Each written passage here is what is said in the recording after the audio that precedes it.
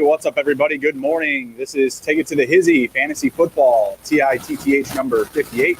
I'm your host, Justin Bruni. I got Nick Davis with me. Tell him what's up, Nick.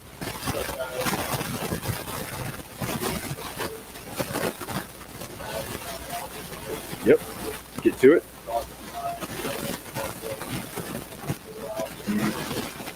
Looking like week 8. Week 8 for CMC at minimum.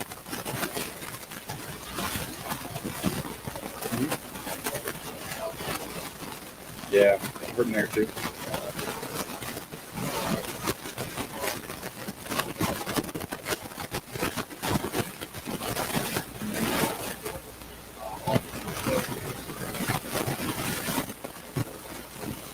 So far. It's early.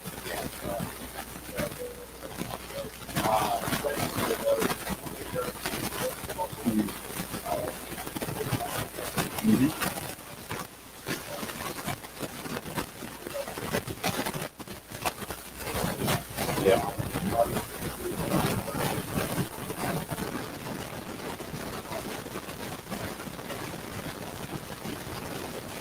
We'll see. We'll see what we get.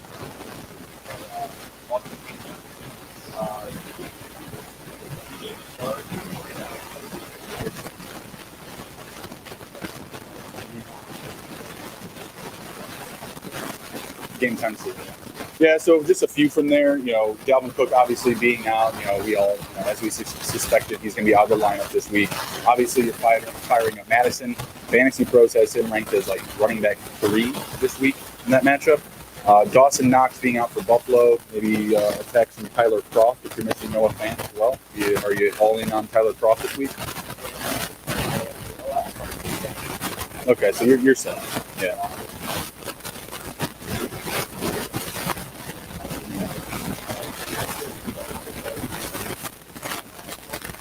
Yep.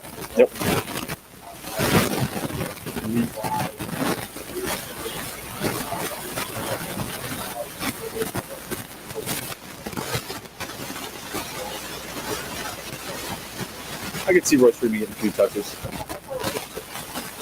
Good power runner.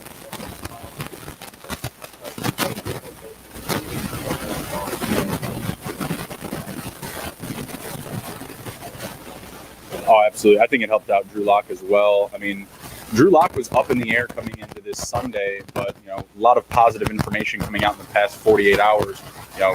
Pretty much saying he's trending in the right direction. He's looking good. We're confident he's going to be on the field. They released Blake Bortles yesterday, so, 1 quarterback less, just showing more confidence that they're ready to roll with Drew Lock, and he's back for the rest of the year. With Noah Fant being out, I had the decision between I guess I still have the decision. I haven't made it yet. Between Tyler Kroft for the Bills, who's going to be playing in full for Dawson Knox being out, or a Kyle Rudolph up against an Atlanta Falcons. Now, I'm digging deep here. For the tight end position. It's the 11 roster league, right? So deep bench. Don't have any backup behind Noah Fant. I was all in on him this year. As for as many quarterbacks as we have, I should probably have a backup tight end, but. I like the matchup for Rudolph. The Falcons are giving up the most touchdowns to the tight end position. So the Falcons are a good stream for the tight end position in general. So I'm just that's where I'm leaning right now, as I like the upside up against just streaming up against the Falcons rather than the availability of Tyler Kroft, just because the way I've seen Allen using his receivers, the running backs, it's a lot of those guys. He had a 2 touchdown game. There's a reason why he's on my bench. It's Kyle Rudolph versus Tyler Kroft, and right now I'm leaning toward Rudolph. But we'll see. We'll see what happens.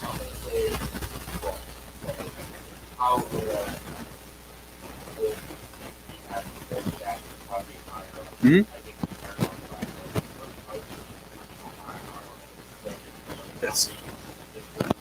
Well, we'll get into the Vikings and Falcons matchup here shortly because it's a pretty good one, and I think you'll love the numbers here.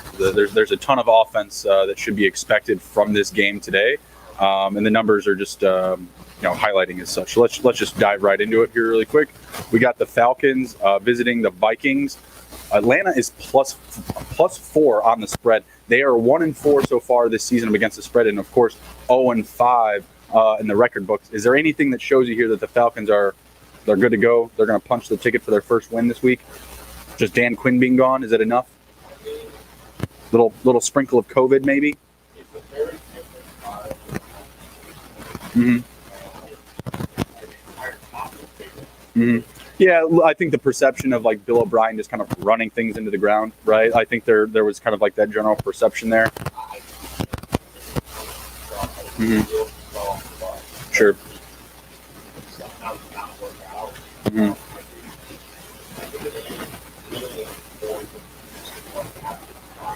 Mm-hmm.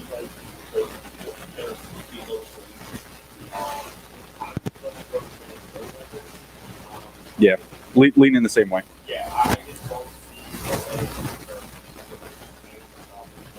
Mm-hmm.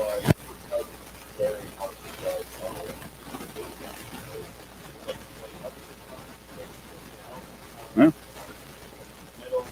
I mean, so let's get into it. I mean, I'm with you there. Falcons on the loss, Vikings on the win. I think the Vikings do cover a 4-point spread here. I think the safest money is just attacking the over. So the Falcons, they're letting up over 1,700 yards so far this season, second most passing yards allowed. They have the lead in the league for the most passing touchdowns allowed. They're averaging 3 a game, whereas the Vikings are averaging 2 passing touchdowns against per game. Vikings are in that same mix. They have 10 touchdowns allowed per game. Not as many yards per se, but they're in the top 6, top 7 for passing yards against. So I expect a ton of passing availability here for both quarterbacks. Now, as far as starting one over the other, let's say you have Matt Ryan and Kirk Cousins as your quarterbacks, and you have to pick one. Right? It's really bad. I think you're sitting pretty. I think you're sitting pretty because it looks like you should be able to go up the board easily this week. I think you start Cousins over Matt Ryan. Matt Ryan's just looked a little bit too cold the past couple of weeks, and the man's been healthy. Obviously, he's been missing Julio, but I like the upside this week for Kirk Cousins in this offense. Might be a big Justin Jefferson type of week with this type of availability in the secondary. What do you think? So you're sitting? Are you sitting some Justin Jefferson? So you're starting Jefferson. Yeah. Mm-hmm. Let's see. Well, the Vikings, do they have any interceptions? The Texans have, the Falcons have 2. The Vikings have 3. So the Vikings have let up 10 passing touchdowns. They've obtained 3 interceptions. The Falcons have let up 15 passing touchdowns, most in the league, and 2 interceptions. So why stay away from Kirk Cousins? Mm-hmm. Who'd they play? Okay. Yeah. Mm-hmm. Mm-hmm. Tough team. Tough team. Mm-hmm.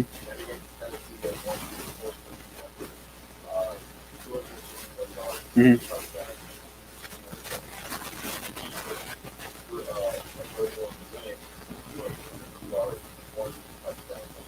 Mm-hmm. Mm-hmm. Okay. What's he totaled on the year through the first 5 games?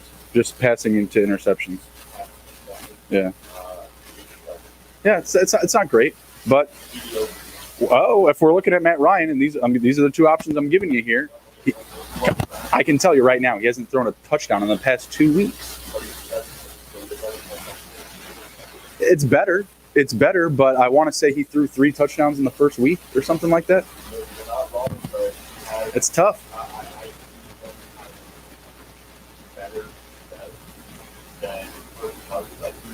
If there's success for Atlanta against Minnesota, Mm-hmm. it's because of that line. Mm-hmm. Like, Todd Gurley might be a touchdown or whatever. Mm-hmm. If it was that line in the past, Mm-hmm. he's going to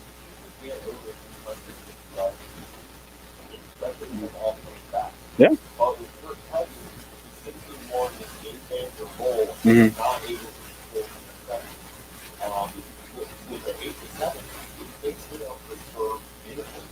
Oh well, He'd he'd be counting his lucky stars to throw 30 passing touchdowns. That's what I'm saying. Yeah. Sure. Sure. I mean, I see where you're coming from there. I just like the upside up against this Falcons defense. If you're looking for good streaming options, I'm loving everybody up against the Falcons at any time. And conversely, same up against the Vikings, right? So looking at some of these other guys here, I mean, we'll say I'm going Cousins, you're going Ryan. We'll split it at that. What about some of these other guys here? I mean, obviously you're firing up your Julio Jones if you got him healthy. You're firing up your Calvin Ridley, but are you still ready to dig into the Russ Gage bag, the Olamide Zaccheaus bag? Are you still ready to go that deep, in this juicy matchup against the Vikings?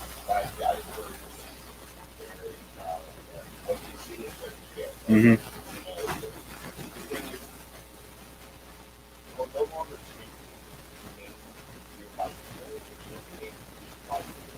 Mm-hmm.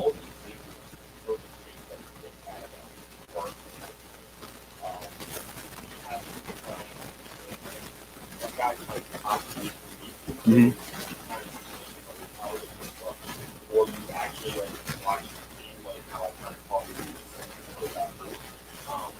But it's very hard to.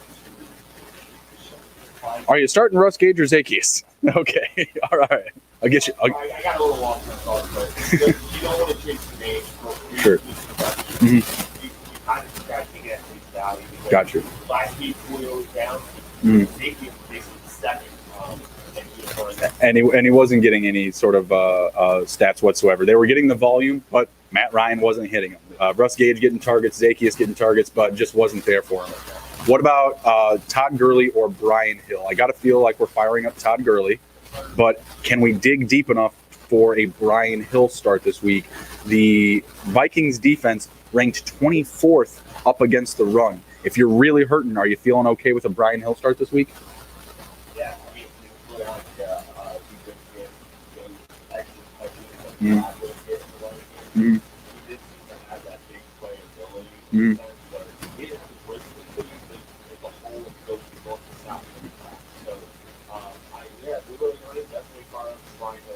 Yeah, I like both of these guys this week. I think Brian Hill is a good start potentially in DFS. I think that both of these running backs actually find pay dirt. And I think that the Falcons, I think their key to success this week is putting the ball on the ground. I mean, don't fumble it, but, bury the ball in the run. Eat up some clock. Play safe. Let Matt Ryan become more of a game manager. You know what I mean? You're 0-5. You don't have much to lose at this point. Like, if you want Matt Ryan to go out there and keep chucking balls down the field, like, it hasn't been working, guys. Like, 0-5. Like, what do you want here? So maybe they just try to smooth things out a little bit, give the ball to Todd Gurley a little bit more. I think if that's the case, if they're really pounding the rock, him and Brian Hill are going to get some solid run this week. As far as the Vikings go, of course, you're starting Madison. Is Mike Boone too deep of a start? I'm saying so. I mean, Emron was really high on him, but I'm saying Mike Boone is too deep of a stash for me. I'm seeing him unowned in a lot of leagues. So, I mean, could I see him getting 4 to 5 fantasy points? Sure. I could see him getting, a couple of catches.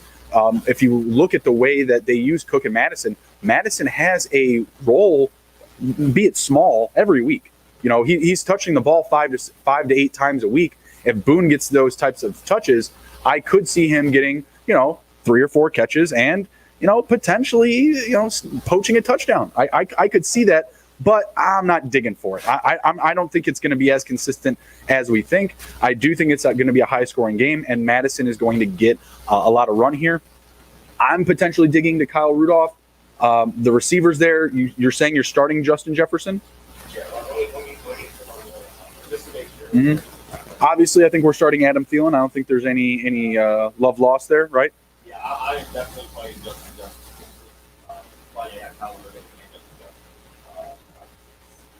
Morning, Jimmy. Jimmy shouting us out in the chat. Pleasant to see that someone else is awake. We have risen, as it were. All right, so yeah, we're feeling pretty good about our options in this game. The Falcons versus the Vikings. Don't dig too deep. We're saying that Brian Hill is in the mix. Maybe Russ Gage and Olamide Zaccheaus, not so much. Gage, I mean, if you're really desperate, between him and another guy, maybe throw us a name and we'll throw Russ Gage into some sit starts later. Not Robert Tonyan. We'll mix Russ Gage into the sit starts at the end of the episode. Next matchup up, we have the Eagles hosting the Ravens. The Ravens are -9.5 on the spread. Is that too low, too high? I think we're both feeling the Ravens here pretty, confidently. I am feeling the Ravens confident. I'm not feeling confident with their coverage. Okay. The spread has actually gone up. I'm actually seeing now on OddsShark -10. On FanDuel, I'm seeing 9.5. And at one point, this game was at 8. So the number is climbing. Which typically means people are on the under of that. They're on the Eagles covering. I don't think the Eagles cover. I don't think so. Having trouble hearing you, Nick? Hang on a second. Says he's having trouble hearing you. Pull your mic to your thing a little bit. I don't know. Yeah, let us know. Keep going. Okay. So, one thing I can see from the Baltimore Ravens offense is that they're really depending heavily on the run. Mm-hmm. It's not like their offense is like using the run to build up the pass. Mm-hmm. That the pass is not working because it's really have to use the option offense trying to get started. Like when they're like third and let's say 3, and then you have to have a couple tweaks and you got all these yards on rushing yards. They're definitely going to probably rush the ball.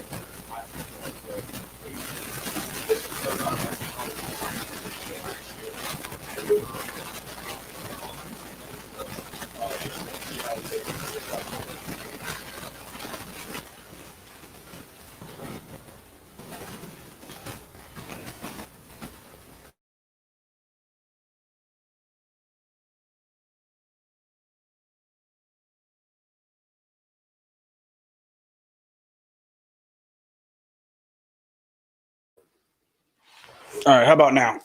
Can you hear me now? Am I here? Go ahead, keep talking, Nick. Sorry about that. So the Philadelphia offense, I'm not saying that their offense is going to be able to keep up with the Baltimore offense. Yeah, there it is. It's just not. The Baltimore Ravens will be beating themselves more than the Philadelphia Eagles will be beating them. And that's kind of how I see the game going. Sure. I just, Lamar Jackson has had a bunch of stuff happen in his life and, a little injury, keeping him out of practice. Mm-hmm. It's just been kind of hard for him. I think that he might not come as 100% as he usually is. So I think that might play a factor on how the Ravens won't be able to cover the spread, but will win the game. I will say that they win the game, mm-hmm. but not cover the spread. Interesting thing about the Eagles defense, they've allowed the least amount of rushing yards to the quarterback position. Wow. No, not in the league. but to the quarterback position, that's very interesting because there's a lot of mobile quarterbacks. I want to see what's going on with it this week with Lamar Jackson. I did just complete a trade for Lamar Jackson. I am now a proud owner of LJ. Lamar Jackson, big trust. Me and Emron, we got a deal done. It's pretty solid for both of us, in my opinion. Emron's sitting at 1-4. I'm sitting at 2-3. And I mean, his roster now is just stacked. Like if it gets right, if it gets healthy, he's got Matt Ryan, Mike Thomas, Mike Evans, and Julio Jones on the same team with Travis Kelce, with Austin Eckler. If his team gets right, won the 2017 fantasy championship.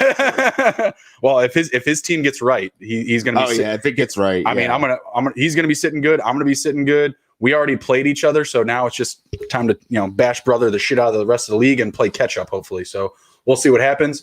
He got Matt Ryan, Julio Jones, Mark Ingram, and I got Cooper Kupp and Lamar Jackson. I'll take it.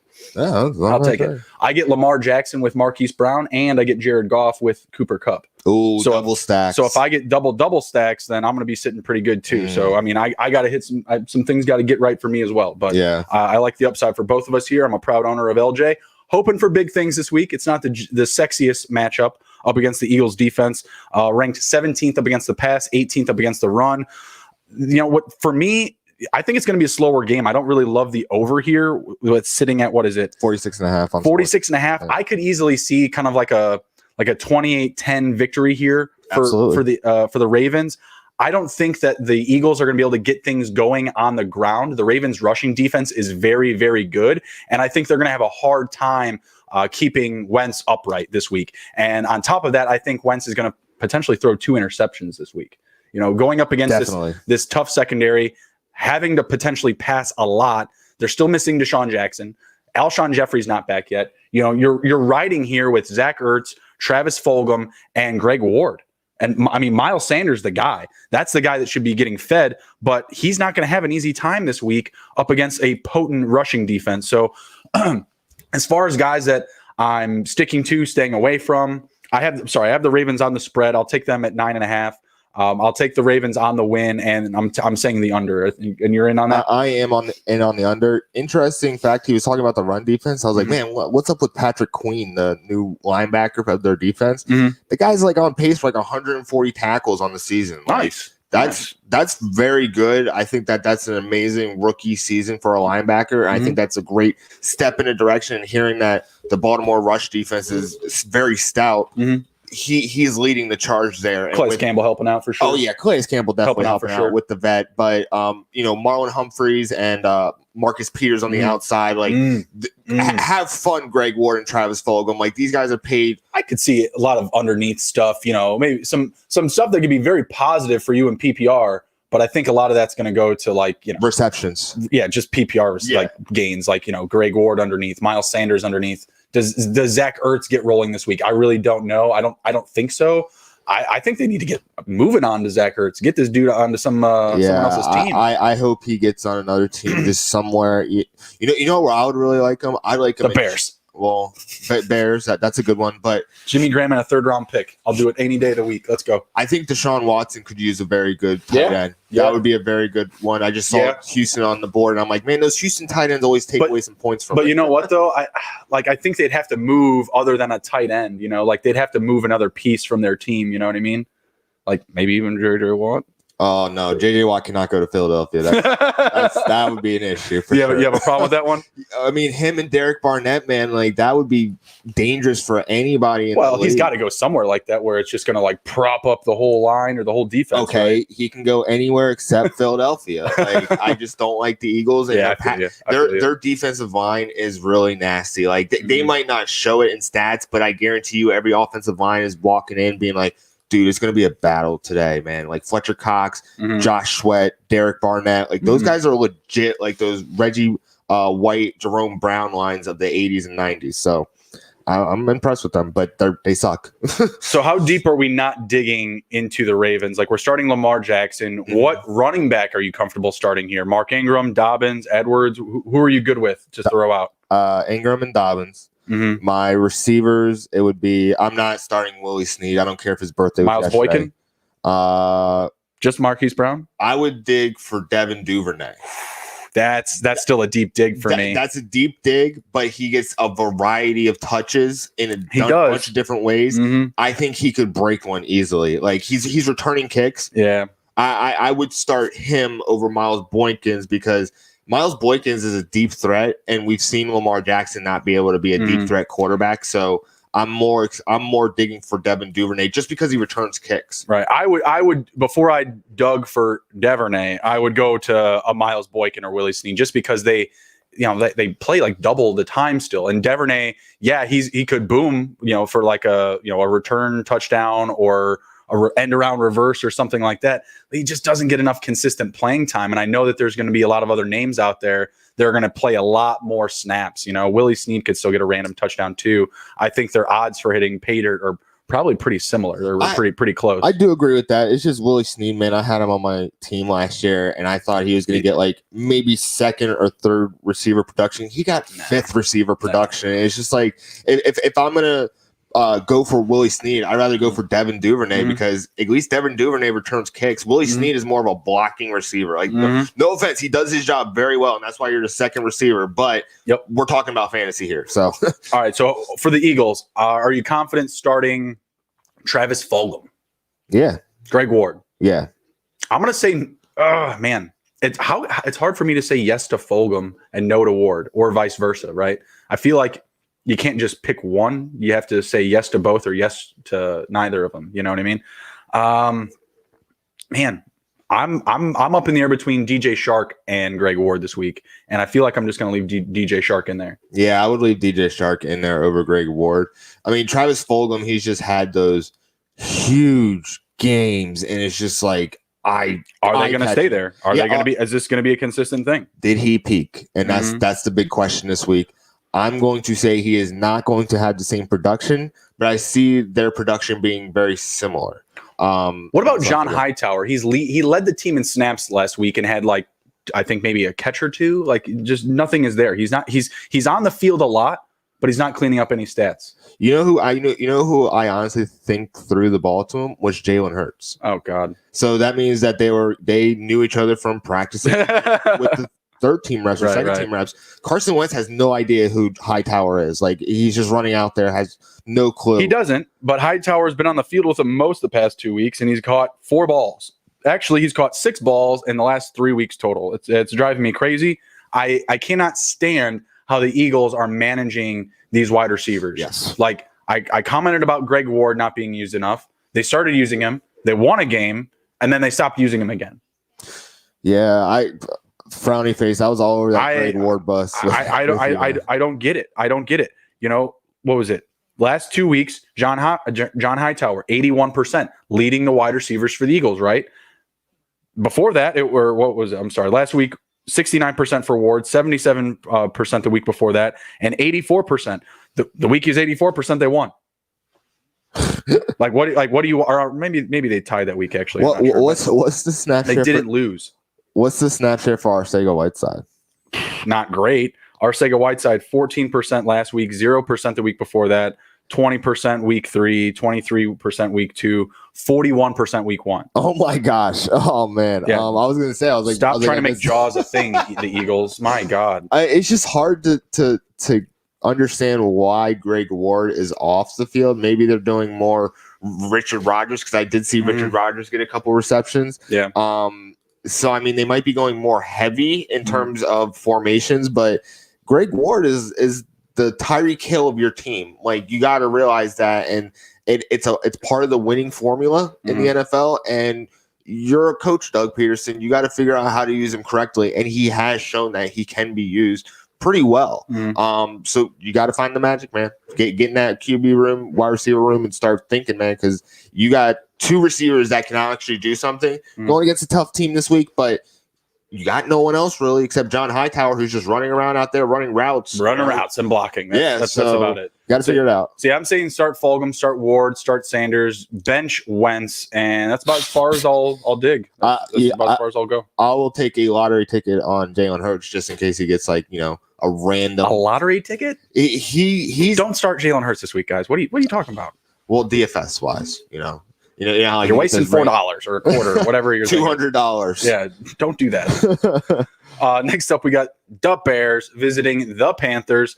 I'm taking the Bears on this one. I mean, it's going to be a close game. It's a pick 'em pretty much. Right now, I'm seeing the Panthers -116 to the Bears -102 on the money line. So both minus options. But I'm taking the Bears here. I think that the rushing attack. I mean, okay, all right. If Matt Nagy runs the ball, the Bears will win. Okay, if he runs the ball, the Bears will win. If he decides to get cute and starts, calling up weird ass plays for Foles, or dives, whatever, getting too creative in the bye week, then the Bears will lose. But the Carolina defense is ranked, what is it, 24th, 25th up against the run. If the Bears run the ball, they're gonna win, or at least cover the spread. What do you think, Nick? I see this being a very similar production as Indianapolis. And I'm not saying that Carolina's defense is as good as Indianapolis. Well, they're not. But I'm saying that I see the Chicago Bears offense just try like it's almost like a car starting, and you hear about the turnover, and you're like, oh, come on, baby. You're slapping the dashboard, and give me one more, and they can't. And it's unfortunate because when when Big Dick Nick came in, Justin was very pumped, and I almost got pumped up. I almost became a Bears fan just because how excited he was. And it's just long season. It's a long season. It's just right now they haven't been able to put it all together to get all 4 quarters together to actually have like a game where they're like, oh my gosh, like the Bears are here now. You know what I'm saying? Like everybody. I don't think we're ever going to look at the Bears offense and just be like, wow, look at the Bears offense. It's more that their defense is going to win them games. It's the same thing with the Colts, right? Like their defense is just going to put them in the best position to leverage the game, right?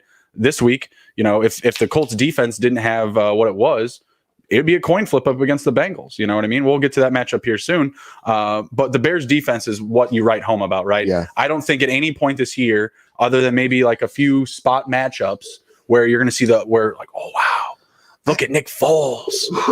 I'm starting Nick Foles this week in fantasy. Derek Carr's on the bye, so I'm going to need him to go to bat. I want him to be a game manager this week and just not lose me in my matchup. I think I'm just looking for some more like consistency. Mm-hmm. It's more like like let's just say there's a midline. They're like just going above the midline and just going below the midline, and you're just asking for the midline. You know what I'm saying? Well, I like the Panthers too. I mean, we've talked them up. I've said how I believe that they can win that division. Yeah. I just think that this week they're going up against a better defense than what they've been facing so far. We saw what the Bears were able to do last week up against Tom Brady, who was coming off a 5 passing touchdown game. They brought pressure. They got in his face. I think Teddy Bridgewater could have a potentially long day. I think it'll be a close game. I don't think the Bears are going to blow them out by any means. I just think they'll have their number this week. The Panthers, they're at home. If they keep Bridgewater upright, if they keep a clean pocket for him, I think they'll win the game. I do. But I just don't think that's going to happen. I think Khalil Mack and Quinn and company, they're going to be coming right down the midway. I think it's going to be a close one. 44.5 is the total here. I'm thinking the under. I was going to say the under because that's why I was like saying like Indianapolis and Chicago because that was like 19-11. So that's like right under. And the Bears, even in that game against the Colts, they let up 1 touchdown. And the only touchdown that they let up was on a blocked punt on the positive side of the field. You know, it's tough. It's tough. I do see a slow pace type of game. And I hope that's the case because I want the Bears to bury the ball on the ground, keep the Panthers defense on the field. They just lost Kawan Short to season-long. Big loss. Going to leave Dwayne Brown out there on an island by himself. He's going to be playing a lot, which I think is going to lend to more positive ROI for the Bears' rushing attack. Derek Brown. That's who you're talking about. Did I say Dwayne? You said Dwayne, yeah. So Derek Brown's going to be out there. Rookie. Alone on an island. He's been splitting time with Short, earning those reps, getting more and more time on the field. But now with Short gone, he's just going to be out there, getting double teamed. Well, not necessarily double team. I just going to say fatigued, tired. It's going to wear on rotation. Yeah, it's going to come on him in the 3rd and 4th quarter for sure. So if Nagy's smart and he can bury the ball on the ground and not get too cute, I think the Bears will take home a victory. I can see that absolutely. As far as the guys that I'm starting, as I mentioned, I'm starting Foles. I have to. I got Derek Carr on a bye. 14-team super flex league. You got to get him in there if you have him, right? Not starting a wide receiver or Big Dick Nick this week. But Teddy Bridgewater, starting him as well. I just traded Matt Ryan for Teddy Bridgewater. Maybe not the week to do it when Matt Ryan's playing the Vikings, but it is what it is. When I can get a deal done, I'm going to do it. We're on the under. I'm on the Bears on the spread at least. You're on the Panthers for the win. What guys aren't you starting from this matchup? Because I was just thinking that because I'm like, I would definitely start Roby Anderson. I would definitely start DJ Moore. Yep. Yeah. Curtis Samuel, if you're really, really hurt. I'm going to say no. I can see why you would say no. Yeah. Mike Davis definitely being started. And no Ian Thomas for me either. Yeah, I'm not starting Ian Thomas. So the Bears, if you got Allen Robinson, you probably are starting them. Touchdown this week. Let's go. What about Mooney? No, not starting Darnell Mooney. That was for you, Emron. I mean, Mooney has looked like Foles' guy at times, but I'm going to feel more comfortable starting Anthony Miller. Anthony Miller is still a good deep threat for this team. He's been put away a little bit since the first couple of weeks, but I think this is a good spot for him to pop right back out and really pop on the stat line.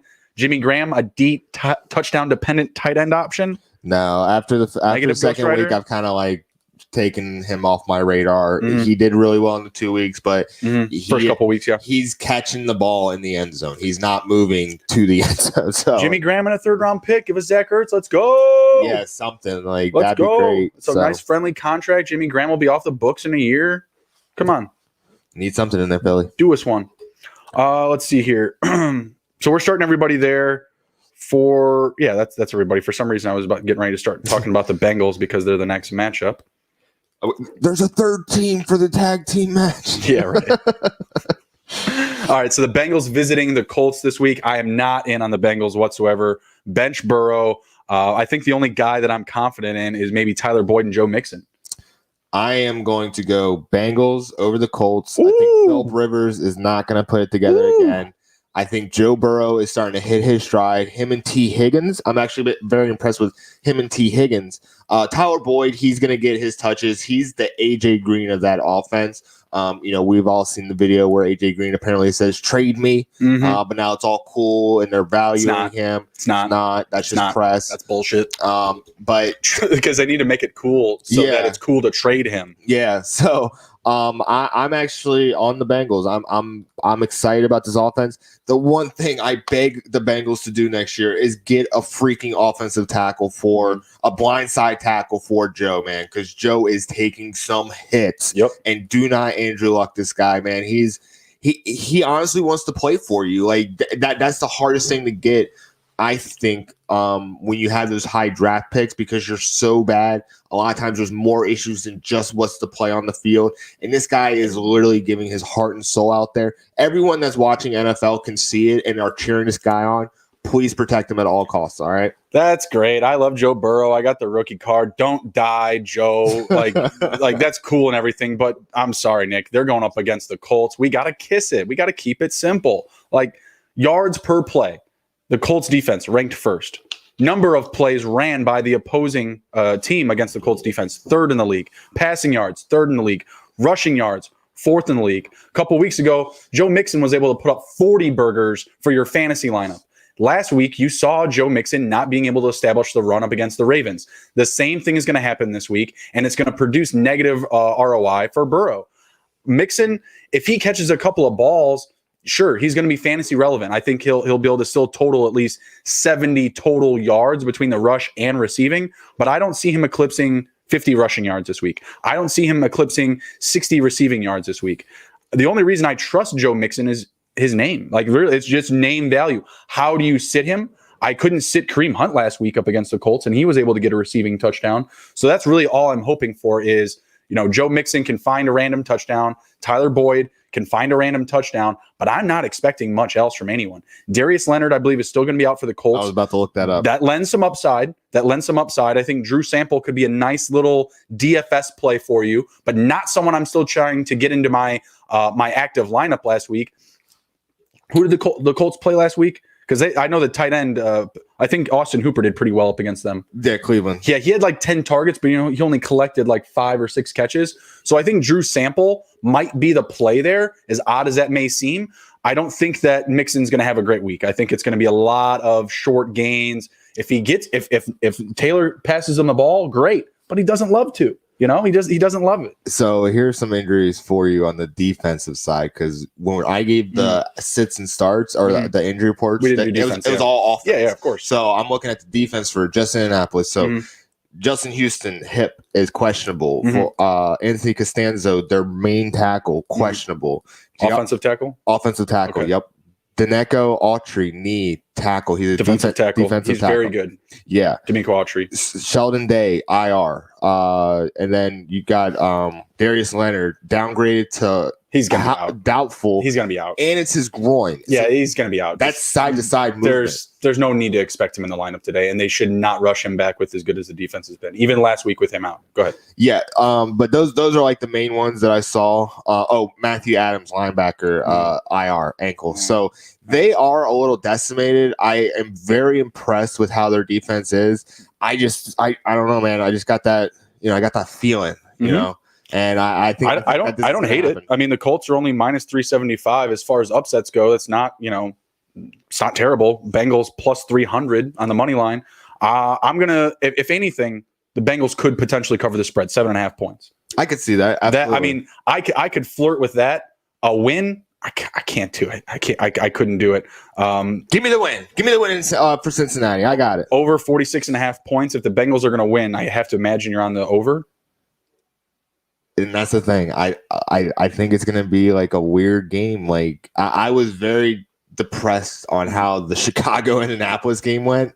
And I think that's going to be the theme on a lot of the games that occur with Indianapolis because their defense is so good, but their offense is so putrid right now. Well, that's what I'm saying. Like, if the Bengals are going to win, then I'm saying it has to go to the over because that's the type of game it needs to be for the Bengals to be in it, right? They have to good pace of play, moving the ball down the field consistently, field goals, touchdowns, consistently putting up points. I don't think that the Bengals can win a slow, grinded out type of game up against the Colts. I think if that's the type of game being played, the Colts take it. I'm going to say under. All right. I'm saying the under too, but I'm on the Colts because of the under. Yeah. All right. So as far as guys that we're starting there, are you digging in any of the receivers for the Colts? Like, are you touching Zach Pascal? Are you touching T.Y. Hilton? I think T.Y. Hilton's a good start. I'm not going for T.Y. Hilton. I'm actually going for Zach Pascal. Okay. He's been getting a lot of touches.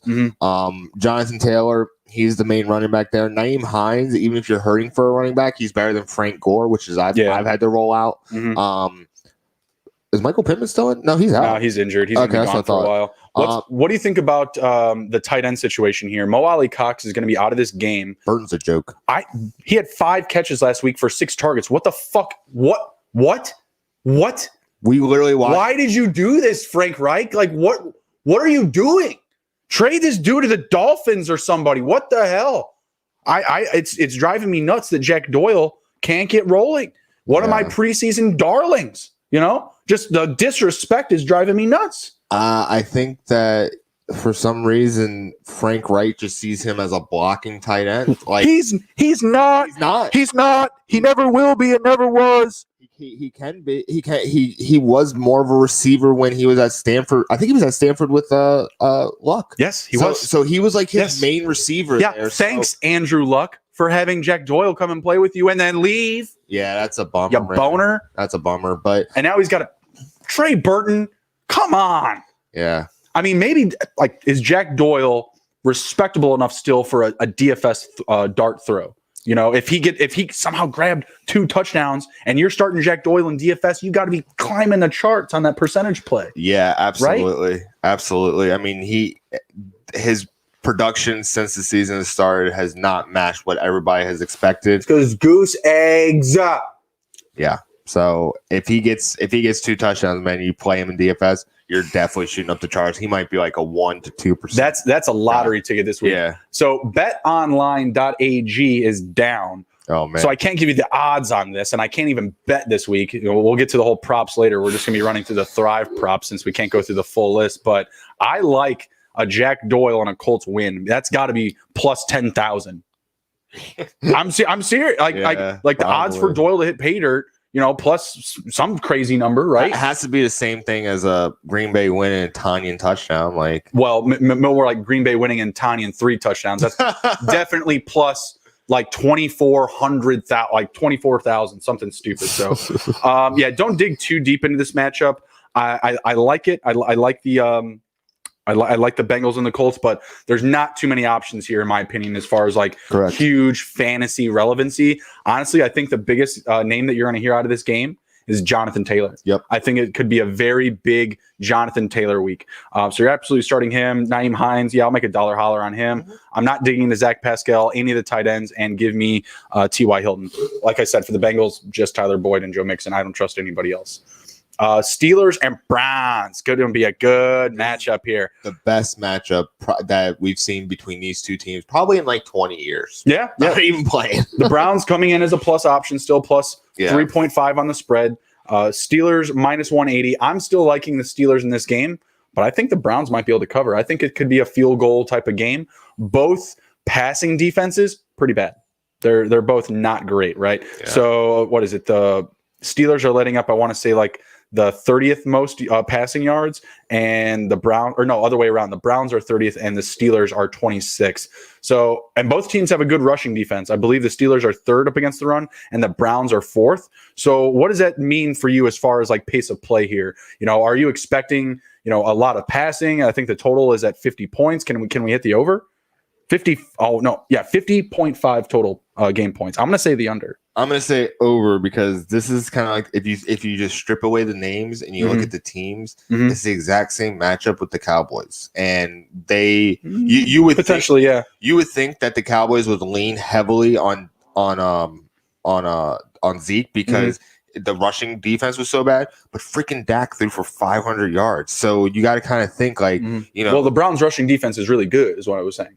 Oh, the rushing defense for both teams, the Steelers and the Browns, the pass is very good. Yeah, the pass is positive for both. So it still kind of goes into my point. The pass defense is bad, so they're going to be attacking the pass. Nick Chubb is down, so Kareem Hunt's going to be more used as a receiving threat. So I'm thinking. I definitely see that happening. To get him outside of TJ Watt, that would be my thought, is get him outside TJ Watt and Stephen Tuitt. And just use OBJ's like hot streak right now and just kind of attack that, see if you can catch that going. I am actually for the Browns this week. They got a lot of momentum coming. They got a lot of energy. They got a lot of fans supporting them right now. They always have a lot of fan support. I know, but these guys are wild on Twitter, and I think that they have Jets fans rooting for them now. Well, hey, you ain't wrong there, but. I think that the Steelers defense, we thought at the beginning of the season they were going to be what the Indianapolis Colts are. They haven't been, but they are still very athletic and very big playmaking. I think if the Cleveland Browns get out to a little bit of a lead, they're going to start putting it into the ground just to burn clock. It's not going to work. Not against this team. Not against the Steelers because of how good they are up against the run. That game plan is not going to work. I think that the Steelers, what they're going to need to do, what the Browns need to do to win this game is they need Baker to be moving the ball. And that's what I'm also worried about is he's coming in hurt, banged up with a rib. I don't know what we're going to get out of that. I cannot imagine that the Browns are going to ask him to do a ton, but they need him to do a lot this week in the passing game because that's where you can really hurt the Steelers is in their secondary. And I don't know if Baker's going to be able to get that done. And that's why I'm driving this number down is because I feel like the Browns could come out. I feel like this is a week where we see Landry or OBJ throw a touchdown. Oh yeah, one of these end around reverses that turns into some crazy wide receiver passing touchdown play. Get that double receiver stack. I think you might be onto something there. But it also could just as well be instead of OBJ and Landry, Juju and Chase Claypool. The Browns giving up a ton of love to receivers right now. They're ranked 30th up against the pass. Denzel Ward, what are you doing, bro? What are you doing? Greedy Williams, where you at, bro? Yeah, Deontay Johnson's going to be out of this matchup. So the Steelers are going to have Juju and Chase Claypool. And James Washington. It could be are you in on James Washington this week? Will you start him? Will you plug him in? Yeah, I will play him if I had an option. Just because there's a lot of offense to be played against the Browns offense or Browns defense. We saw very similarly with the Cowboys. I mean, even though they have Myles Garrett getting like a sack almost every other play, they're still letting up a lot of points. And, I kind of see that happening. So I think that there's a lot of air yards to go around. I think that's going to be the case. I just don't feel that comfortable taking the over here, though. I feel at some point one of these teams is just going to stall. If there's a team that's going to bury the ball on the ground, I could see it being the Steelers. Like they just have so many options at the run game with McFarland, with Connor, with Snell. They can do so much back there that they can just keep the Browns guessing. Whereas the Browns, it's a dive to Hunt or it's a catch to Hunt, or D'Ernest Johnson up the middle. You know who could be the lottery ticket this week for this game? Eric Ebron. Practicing in full. He's going to be good to go. He's going to be on the field. I could see that. I could see that. I don't love the linebacking crew for the Browns. I could definitely see an Eric Ebron touchdown, maybe even two. Yeah, I mean that's a Jack Doyle play in DFS for sure. I mean, if you have maybe a stronger option at tight end for your fantasy team, I would definitely play the stronger option. But DFS, that would be a great percentage play to get up the leaderboards for sure. Yeah, absolutely. So for this matchup, I'm going to say bench Baker, start Roethlisberger. For the running backs, I think we're both good on Hunt. What about D'Ernest Johnson? You good? No, I rejected a trade for him. So that guy's who was it? Dem Boys? Yeah, he's sending that D'Ernest Johnson offer to everyone in this fucking league. It's driving me crazy. Someone did accept it though because it canceled mine because I was like, why can't I find it? It was D'Ernest Johnson for Laviska Shenault. I was like, absolutely garbage, absolutely not garbage, hot stinky garbage. Get that trade out of here. Dem boys always trying to offer up trades. Hate it. For the Steelers, James Conner, can you start another running back confidently? I'm gonna say no. I'm gonna say no because we just don't know. Yeah, it's James Conner or nobody. Benny Snell's getting some touches. Mm-hmm. Who's the other guy? There's another guy. Anthony McFarland. Yeah, Anthony McFarland's getting some touches. James Conner hasn't taken that lead role in the committee. A big leap, I'd say. Yeah, like the way he was getting drafted, you would think he was Miles Sanders, but he's not. So Jalen Samuel still getting touches there. Yeah, I'm going to say start Juju, start Chase Claypool, and James Washington. I think it's a DFS play, but if you're desperate in your regular leagues, drive him out. OBJ, Landry, I think you got to get him out there. Like I mentioned already, Hunt, Austin Hooper, Eric Ebron, start them both. Not Hooper, but Ebron, yes. I'm going to say start Hooper. He's coming on. He's had some positive weeks the past few weeks. He's been looking better. Certainly much better than his first 3 weeks. He was like doing absolutely nothing at all. I need more from him. Yeah. Oh, absolutely. But 10 targets last week. I can't shoo that away. The following week, getting that type of workload. Mm-hmm. All right. Next up, we got the Broncos and the Patriots. Patriots hosting Denver. Patriots -8 on the spread. I'm going to say the Patriots cover and win this game. The over is at 44.5. What do you think? I'm going to say the Patriots are going to win, but Drew Lock's coming back, and I'm going to say they're going to cover this. The Broncos will cover the spread. There's some potential there. There's definitely some potential. The New England offense is more likely to put the ball into the ground and just burn clock. And a lot of RPO. Yeah, and I think that's going to keep the game a lot closer than what the play will actually show. So I think, maybe Drew Lock gets maybe like a touchdown or maybe a trash touchdown to bring it close. I think they can cover the spread, but I do believe that the New England Patriots cannot be stopped in this game. Yeah, I think the New England Patriots are going to need to, well, I guess the Broncos, I should word it like this. The Broncos, if they stand any chance to even cover the spread, they have to play lights out in the red zone. Yes. In the red zone, they have to play lights out because what you alluded to is, the Patriots can run the ball up the field, chewing up a ton of clock. But if the Broncos can hold them in scoring position, hold them in the red zone, then yes, they could hold them to a couple field goals, stay in it. It could lead to like a 7-6 type of game. If absolutely, if the Patriots hold them off for a couple of drives but are kicking field goals. What I don't like about the Broncos is they are missing Gordon. They are missing Fant. Their two leading receivers right now are going to be Tim Patrick and Jerry Jeudy. Hey, put some respect on Tim Patrick's name, man. He's been there since week one. Starting both of them. But I don't love them. Yeah. I don't love them as far as, going out there and grabbing dubs, going out and getting the victory. 10 points each. Yeah, exactly. Like I could see one of them finding pay dirt. I could see the other goose egging it. I can see Tim goose egging it more than Jerry, but Tim's been the touchdown guy. Jerry got his first touchdown up against the Jets on that booming play, which is great. But it's the Jets. Yeah, Well, that's what I'm saying though. In that game, I think Jeudy only had 2 or 3 catches. He's been more of the boom or bust guy. Patrick's been the more steady as she goes a receiver there. So I'm starting both of them most likely. So I feel okay about those guys. I expect one of them to find a touchdown. I'm starting Phillip Lindsay. Fire up Phillip Lindsay. Yep. Obviously, if you're a Phillip Lindsay owner, you have to be loving what happened with Melvin Gordon this week.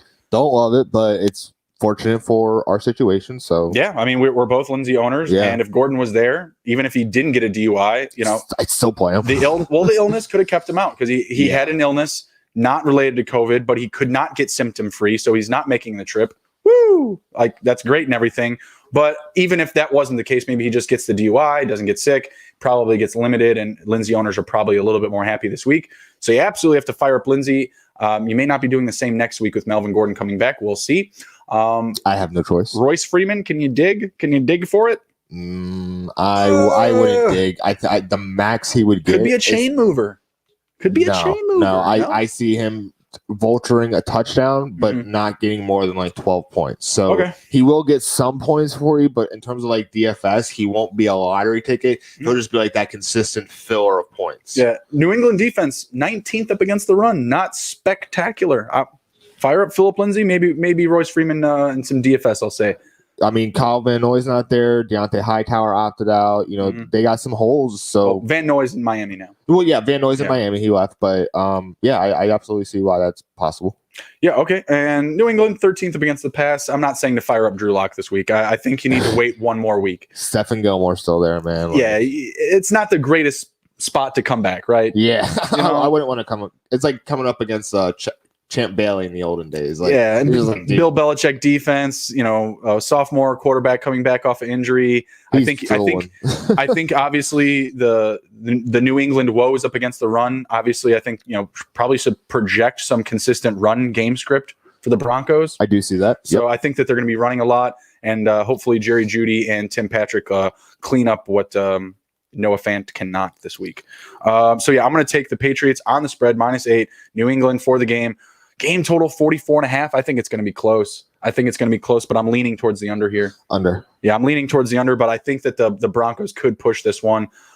Give me a Patriots victory, or give me the Patriots on the spread and the under. I think that's a good bet this week.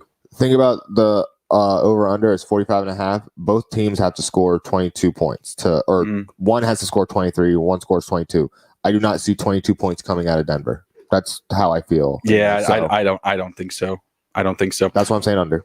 Okay, next up we have, the Lions and the Jaguars. The Lions traveling to Jacksonville. Can the Lions get a victory here? -3 on the spread. They are favored on the road visiting the Jags. Who are you liking here? It's a close one. Upset by the Jaguars. Let's go, Minshew. Home dogs. Can't hate home dogs, right? They beat Indianapolis at home. Like, there's not... You have to look at that and just be like, they did beat the number one defense. Mm-hmm. Detroit Lions, they are more likely to blow a lead than to, they're more likely to overcome and blow a lead than to actually, keep the lead and win the game. So I think Minshew is going to sprinkle a little magic in. DJ Shark's in the lineup. So far. So we believe he's got to test it still pregame. It's 8:27 a.m. here on the East Coast. So he's going to be testing that in about another hour and a half, 2 hours or so. Okay. So obviously something you guys still want to follow. Shark is likely to play. All positive news so far from last night and this morning, but follow it. Divine Zigbo's coming back. Mm-hmm. That's always good for he won't be in the lineup this week, but he's coming back soon. So still going to be a lot of James Robinson this week. Zigbo could be back as early as next week. I think he's a lock for week 8, week 9. I think that's when James Robinson owners might be like, maybe time to sell high, get a nice return on him potentially. In this game, I like the Jags too at home. I'm not going to say to pick a winner here. I'm saying to pick who you like on the spread. If you think the Jags, all right, great. Take the Jags +3 +3. If you like the Lions, great. Take a -3 because I do think a field goal wins this game. I do think it can easily come down to who has the ball last. And I think the easy play here is take the over at 54.5 points. I think there's going to be plenty of offense on both sides. What have you seen from either defense that says like, oh yeah, they're going to stop Stafford. Oh, they're going to stop Minshew. You know what I mean? I think it's a last ball possession type of game. What do you mean? They have Patricia, the best defensive coach in the league. Patricia's on the hot seat this week. I'm reading that another loss could be the end of the Patricia era in Detroit. So I think that just lends more upside to the Jaguars. Yeah. # fire Patricia. I think it could be a week where maybe the Lions pack it in the fourth quarter. We were talking about them potentially blowing another double-digit lead. This is a perfect opportunity for the Lions to go up early, right? And potentially, blow lead up against Jacksonville, who I think can easily play spoiler at home. Absolutely. Who are we not firing up in this matchup? I mean, for the Jags, Shark, if he's still good to go, like we're saying. Keelan Cole, I think solid option. Are you digging into, the Chris Conley? Nope, not him. Nope, not him. Not him. I can't really think of anybody Tyler else. Eifert. I'm gonna say no. Really just DJ Shark, James Robinson, Chris Thompson. Absolutely not. And Minshew. I think those are the only guys on the Jaguars. Laviska Shenault. We were just talking about. Laviska. What the hell am I doing? I'm playing Laviska Shenault this week. Yeah, I think with DJ Shark still banged up, even coming into this game, I think there's some positive upside for Shenault this week. For the Lions, you know who I'm avoiding? Hawkinson in this one. Like, really? He's ranked 5th this week for tight ends. The rankings are loving him. What's his stats? Like, I just haven't been like. He's been jumping off the page to me. He doesn't have a ton of volume, but he's grabbing touchdowns pretty consistently. Interesting. So for tight ends this week in PPR, I mean, I'm not saying like these are my rankings, but he's ranked. Actually, they have him 6th in PPR. Kelsey, Kittle, Mark Andrews, Jonnu Smith, Zach Ertz, Hawkinson. It's just a good matchup against the Jags. I can probably pull up some quick numbers here and see where the Jaguars have given up the what was it? 1, 2, 3, 4, 5, sixth most touchdowns to the tight end position. 4 is the total. 7 leads the league. They've given up the third most amount of yards to the tight end position. And receptions, maybe they're not so high. Okay, so here's what I don't like about Hawkinson, because I just pulled up his production per week. So he's touchdown dependent. He's very touchdown dependent. Mm-hmm. But first week, 5 receptions, 5 targets, 5 receptions, 56 yards, 1 touchdown. Not a bad line. That's good for a tight end. I'm very happy with that. That's good for a tight end. Next week, 4 targets, 4 receptions, 62 yards. It's just below the last week's production. I'm okay with that. The week before, the week after, 7 targets, 4 receptions, 53 yards. Mm-hmm. He's decreasing now. Then the last week against New Orleans, which their linebackers are not the greatest linebackers in the world. He got the touchdown. He did have a touchdown, but he had 4 targets, 2 receptions, 9 yards. Mm-hmm. That's a 10-point game. Off a couple plays, that's it. Couple plays. But imagine if he gets any sort of volume. That's the and I don't mean to interrupt you here, but I get the TJ Hawkinson situation, like it's not great, but he's still grabbing you points every week. I cannot bench TJ Hawkinson in this matchup. If he was go up against like the Colts, I'm right there with you, man. Like if it's up against another team that plays well up against the tight end position, I'm right there with you. Like, but this week it's another option similar to, Kyle Rudolph, obviously a much deeper option than TJ Hawkinson, but it's a similar situation where the matchup is just right. And if there was a questionable type of team that he was going up against, I'd be there with you. But this week, up against these guys, no way. No, and he's going up against Atlanta the week after. So the only upside the Jags have is Miles Jack is back, and Miles Jack versus Hawkinson. Give me Hawkinson all day still. I think he's got the legs to burn him. But down in the red zone, I'm going to be liking Hawkinson. The big reason why you saw that dip, Kenny Golladay came back. He's back. So I mean, I don't know, like 2 for 9 and 1 touchdown. Like Hawkinson is more battling like a Marvin Jones. You know what I mean? Yeah. And Adrian Peterson's going to be a game time decision. If he's out this week, there's just more opportunity for the passing game in general. We're on the total. We're on the over. So you got to be firing up all these weapons here. I'm all over Marvin Jones, Hawkinson, Golladay. If Adrian Peterson is out of the lineup, if he is out, start Swift. Yeah. Start Swift if AP is out. Because if AP is out, then the Lions aren't pounding the rock up the middle. And that's what I've been seeing a lot of them. Steady she goes up the middle with Adrian Peterson. But if he's out of this lineup, if he's limited this week, there's going to be a lot more Swift. I'm saying fire up Swift. I think he's a deeper play. You're not firing him up over, say, like a Darrell Henderson or somebody like that. But I think you can get him in your lineup safely this week. I really do. I agree with that. As far as we already went over the Jags, so let's move on. What's the next matchup? Texans versus Titans. Texans are plus 3.5, and then plus 168 on the money line. So Titans are favored. Mm-hmm. What are you thinking here with the Titans on a short week, Tuesday to Sunday football? Doesn't matter. They're still going to play football. I think that a lot of Derrick Henry. This is where the new age of the Texans kind of comes to a screeching halt. Like 1 week, like shit, we're back in the NFL. You know? We're not playing the Jags at home. I just I was highly impressed. I think everybody was impressed with the Titans and how they played after COVID. We didn't like how you guys messed up the schedule, but hats off to you for sure for how you played and tossing Josh. I'm so sour. I'm so sour. That Norman toss, the memes. Oh, I love it. Excellent. Love it. Did you see the one where it had the internet? Beautiful. Did you see the one where he had the 4 pictures? It was like, man, Josh Norman's been part of the most disrespectful pictures in the NFL recently. It was like the picture of like Cam Newton smiling at him, beating his ass, and he's like getting thrown by Derrick Henry. There's like 2 other pictures. I was like, man, Josh Norman's got some main disrespect. I think the Stone Cold Stunner is my favorite one. Yeah.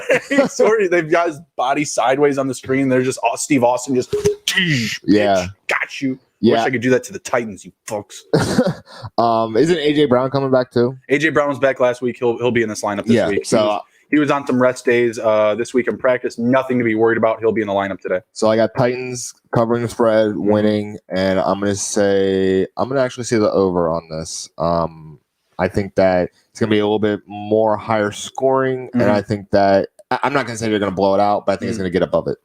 I'm going to say the Titans on the spread, and I'm going to say the under. I'm going to say the Texans, they run into trouble this week. It won't be as easy for Watson and company. Last week, obviously, it looked a little bit easier going up against the Jags. I think the Titans defense comes to play. We saw what they were able to do up against the Bills. Josh Allen, arguably one of the best quarterbacks so far this season, right up there with Mahomes and Russ, right? So I think that the Titans will look good this week. Give me the Titans on the spread, on the money line, and give me under 53.5. I think the Titans can easily take this one, 28-10, 28-14. I think that's very doable for them. For the Titans, starting Tannehill, starting Henry, starting A.J. Brown. Jonnu, absolutely. And had Adam Humphries. He's back off of COVID, and Corey Davis is going to be out this week. He's now on the COVID list. Could see some guys interchange the list. Fire up Khalif Raymond. Yeah. Fire up Khalif Raymond. That's a real deep play, though. I'll say DFS because Khalif Raymond, I think, was a start when Davis and Humphries weren't there. That's when I was telling everybody, go get him. Go get this guy. He's got to be in your lineup. He's got to be on your bench. But with Humphries back, could see that one deep ball and a touchdown, but that's about it. Like a 15-point play. Yeah, exactly. That's what I'm saying. For DFS, I think Khalif Raymond is a name. I think that's a box you could be checking this week. Just so that you can prop up the rest of your lineup with some really heavy hitting plays, which is going to be interesting because a lot of those big dollar guys, they're out of the lineups. A lot of them are hurt.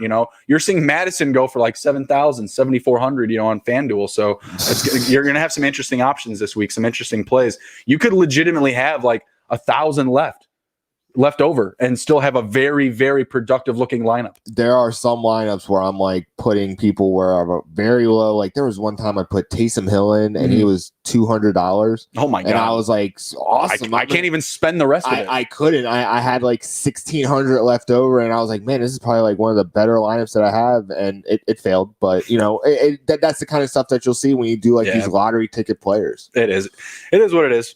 All right, so moving along here. Are we going to keep the 2-week, what is it, no talking to the Washington football team? Oh, no, we're getting it. Well, we're getting to them. But I guess really quick for the Texans, what wide receivers are we plugging in? Will Fuller for sure. Are you throwing out Randall Cobb? Randall Cobb would be a deeper play. Okay. Is Kenny Stills still there? He's there, but I'm going to say hold off on Kenny Stills. Okay. I'm going to say Will Fuller, Randall Cobb, cut it at that. I'm going to say fire up both the Johnsons, Johnson and Johnson. Fire up the Duke. Fire up David. They both got a nice little RC. Romeo Crennel was talking up Duke Johnson this week. I'm saying fire him up. I think they're going to need him in this matchup. I think that they're going to be, having their hands up with Watson shrugging like, what do we do? Like they're shutting down everything. They're shutting down Fuller and Cobb. Let's throw some touches to Duke. So fire up the Duke. Fire up DJ. Can't really get away from him this week. If you have better options, I'm going to say to sit Watson if you can. If you can, I'm going to say he throws an interception or two this week. But I highly doubt that you have the option to bench Watson. If honestly though, if you had Watson or Tannehill, if those are your options, I'd fire up Tannehill. Yeah, it's tough, but I'd say that'd be the move to make there. What's the next game up? Washington football team versus New York Giants. Washington football team plus 2.5, and then plus 122 on the money line. Over under is 43.5. I'm gonna go under. Washington football team win. I'm going to say Washington football team. Wow. And I'm going to say they cover the spread. Not win, just cover the spread. No, cover the spread and win. Cover the spread and win. Plus money. It's plus money. I just don't see, like, Washington football team's really bad. But did Chase Young play in that Tiger game last week? Chase Young? Yeah, I believe so. Okay. Because that's a big factor for me if I'm going to put my money on the football team. Kyle Allen, Terry McLaurin, Antonio Gibson. Antonio Gibson's you should definitely fire up. The one thing I want to say about Chase Young and Chase Young's is he's going up against the number 4 pick, Andrew Thomas, this year with the Giants. So that's going to be possibly a matchup that we see in the next 10 years. Yeah, but it's even keel, right? It's not like, you can say Joe Thomas is going to be miraculously better. Andrew Thomas, miraculously better than Chase Young. No, I'm saying that Chase Young is going to be higher than Andrew Thomas. Yeah. So I just believe that the Washington football team is just bad. They're not really facing injuries. New York Giants are facing injuries, and their top guys that their offense is built around, they can't even use the plays that are best for those star players because they're not even in. They pull it off Devontae Freeman off the street and put him in the lineup. So, and the one thing is the passing game, even with Darius Slayton having world-class speed, he's not burning the world on fire. Like, no, he's not. Yeah, and it's very unfortunate. I mean, I was very high up on him. I mean, I was right. He was better than Sterling Shepard, but he's not setting the world on fire. So I don't even see Evan Ingram really doing too much against the Washington football team. It's not that the defense can't stop him. It's the offense can't get going. Right. And I think that the Giants will beat themselves in this game more than Washington will beat them. Well, the Washington football team is ranked 8th against the pass right now, which is pretty good. Pretty good, right? So there's a little bit less availability in the air. I'm still okay starting Slayton. I'm okay starting Ingram, but I'm not digging into the running backs here. I do not want Freeman, Gallman, or Lewis in my lineup this week. No Dan Jones for me, but I feel okay with Ingram and Slayton. I think that they can get you some points this week for your fantasy team. I think that'll be okay. I'm not worried about that. Antonio Gibson, Terry McLaurin, I'm there. Don't start Kyle Allen. Don't start Logan Thomas. Don't dig into any of those spots. As far as the game goes, the football team is good enough at this point in this matchup where I'm going to say to stay away. I don't want to pick either of them. I really don't. Honestly, I think it could be a 1-point game. I don't feel comfortable on the spread, to be frank with you. As if I had gun to my head, I'll take the football team. I'll take the plus option. The pick here, though, is the total. 43.5 points. I think easily you can hit the total here. I think both teams can push the number. I'm going to say under. I'm going to say 24-20 type of game. 23-20. Give it to me. I think it's a lot of field goals. I think it's a lot of football team defense, and I think the Giants could potentially be chasing points here. 13-17. Ooh, icky. Don't watch that game then. We're not going to have that game on today. Absolutely not. All right, I think we're pretty even there. You know, not really anything to write home about as far as fantasy goes. So let's move on to the next one. Yeah, definitely. But fire up the next Matt Forte, Antonio Gibson this week. It's going to light him up. I like this next matchup: Miami Dolphins versus New York Jets. Miami Dolphins minus. I like the Dolphins. I don't like the matchup. No, well, what I really meant to say is I've really been liking the Dolphins. Yeah, and what they've been. There it is. And interesting fact, I did a little bit of research on OddsShark with the Miami Dolphins. I don't know why I chose them, but I did. This is the first time that they're favored in a game in the last 20 games, which is incredible. Woohoo! Let's go Fitzpatrick. It's against the Jets. What I will say is this is probably the biggest trap game on the Dolphins schedule because the one thing I'm going to say is Fitzmagic has been running his magic all over the league right now and keeping this team in a lot of games. But there are some games where he absolutely just shits the bed and it doesn't make any sense. I think that this is one of those games where that could happen. Oh, why would you do that to Fitzpatrick? Knock on that wood right there. I'm knocking on the wood because Aren't you starting him? I am starting. Oh, we need to knock on some wood. I'm starting him, but I'm starting him too, Nick. I'm being realistic in this. Don't you put that evil juju on me, Nick. I'm just being realistic that sometimes it just seems like the Fitzmagic runs out, and I'm hoping that I'm absolutely wrong on this. I'm going to take Miami, not covering the spread, but winning, and I'm going to do the over. Nick feels good about it, but he doesn't like it. I feel good about it, but I don't like it. But either I'm gonna win real big on this one, or I'm gonna just get my ass handed to me. So yeah, I love Devontae Parker. I love Mike Gesicki. Love Myles Gaskins. Love Fitzpatrick. I'm basically starting every single one of them that I just mentioned between my two teams. You're confusing the hell out of me, bud. I know. I'm just being. This is a realistic take on this. Let me give you guys some real Fitzpatrick love. All right, Jets. They've allowed the 6th most yards in the league. Okay, good. If you're not hurting them in the air, you're going to hurt them on the run, and if you're not hurting them on the run, you're going to hit them in the air. The Jets also love to pass a ton. Right, they're going to be passing a lot in this game. If for some reason at any point in this game the Dolphins are in trouble, Fitzpatrick's going to get them out of it. Like, I'm not worried about Fitzpatrick whatsoever. The man just took down the 49ers, put one in their face. All right. I'm not coming back, on the Jets. I'm not rolling him back. I'm ready to move forward. Starting Fitzpatrick over Andy Dalton. Would you do the same? Absolutely. Right, exactly. So you're on Fitzpatrick. If Shark isn't going, I'm starting Preston Williams. I would start. I'm working up Devontae Parker trades for you, Nick.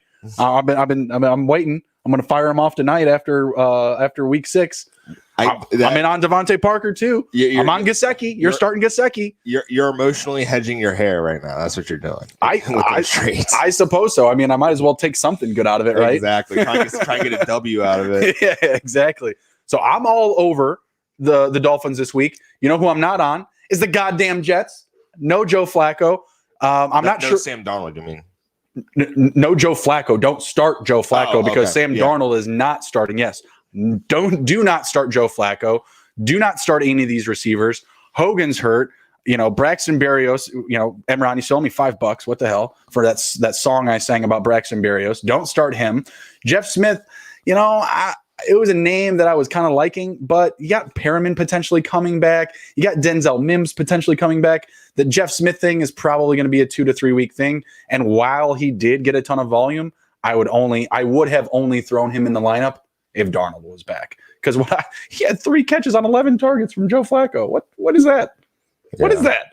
You know who's also going to be hawking some targets is Herndon. He's going to drop the ball and stop the drive. So that's stop exactly. Stay away from the Jets. It's simple here. Don't go grabbing Frank Gore and LaMichael Pirine to get into your lineup just because Lev Bell left town. Okay, only in emergencies. I had to roll out Frank Gore 2 weeks in a row, and it was only on emergency with Philip Lindsay being out. There was no running backs in the league, so I just was like, screw it, Frank Gore. Yeah. WWGD, what would Gase do? And it's not run the ball. Stay away from the running backs. There's a reason why Lev Bell was brought in and then literally shipped right out. Adam Gase. And then said that it's irrelevant that they misused him or not. Well, Adam Gase didn't go out and get Bell. So if I'm an Adam Gase truther, right? Okay, he wasn't his guy, but who's gonna be? Who's gonna be? If you can't get something positive from Le'Veon Bell, you're just not a good NFL coach. He's got plenty left in the tank. KC, $1 million, nothing, absolutely nothing to get this guy. He's chasing the ring, man. It's absolutely crazy. All right, we spent too long on that matchup. What we got up next? Green Bay versus Tampa. That's a good one. That's a good one. Tampa Bay +1, +100 on the money line. Over 55.5. Mm-hmm. I'm going Green Bay. I like Green Bay on the road. They've just looked like the better team all around, right? I like the Buccaneers' defensive front. I like them, their front 7. But in the secondary, they're just not as good, and they could be missing Carlton Davis this week. That's going to lend a ton of upside for Davante Adams, who I'm expecting a ton of this week. Props for Davante Adams, hammer all of them. Give me 7 catches, 100 yards, and a touchdown plus.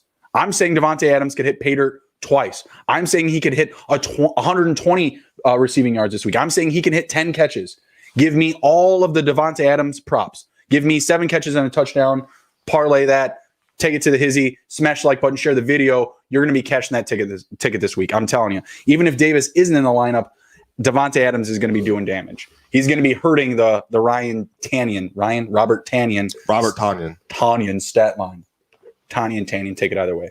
I think the Buccaneers are an interesting option. If they had given some more points on the spread, I would have been feeling the Buccaneers on the spread. If they gave them 4 points, 5 points, I would have been feeling them. The Buccaneers plus option though at home, I don't hate that. It's going to be a close game. Don't expect one team to blow out the other. The total, can you take the over 55.5? I'm going to say no. I'm going to say the under, especially if the Packers win. I'm going to say yes. I think that this game could end up being a shootout. Mm-hmm. I think Green Bay's defense is not as good as the Bears defense. Mm-hmm. And I think that Tom Brady will have a closer game to his 5 touchdown game against Green Bay than he did against the Bears. So I definitely see the over-under going over 55.5. 22, 23 points each team is absolutely possible for these teams. I mean, that's only 3 touchdowns. Robert Tonyan scored 3 in a half. So I definitely see it possible for this team. Yeah, absolutely. I mean, the over is possible there. It's just that if I'm on the Packers, I'm feeling more comfortable with the under and that their defense has come to play. They're shutting down the Bucs.